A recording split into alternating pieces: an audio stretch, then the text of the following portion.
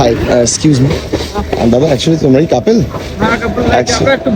আচ্ছা, অ্যাকচুয়ালি আমি একটা শুটের জন্য ভাবছিলাম তোমাদের অ্যাপ্রোচ করবো। মানে তোমাদের 10টা মিনিট টাইম হবে না?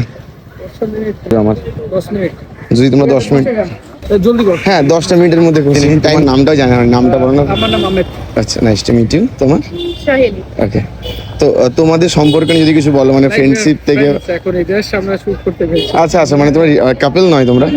ও আচ্ছা, আমি ভাবলাম তোমরা কাপেল, এই জন্য আমি তোমাদেরকে অ্যাপ্রোচ করলাম। মানে এত মিষ্টি লাগছে লাল ড্রেসে, তো আমি জাস্ট ওখান থেকে তোমাদের দেখে নোটিস করে এবার এলাম আর কি।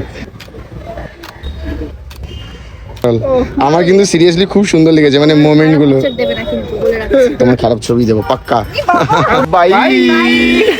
বলছি তোমার দিব্যি গেলে আমি বড় শান্ত ছেলে, দেখছি তোমায় সুযোগ পেলে শুনে বুঝি বিষম খেলে পড়ে গেছি ইস্কেতে, আছি বড় রিস্কেতে, খালি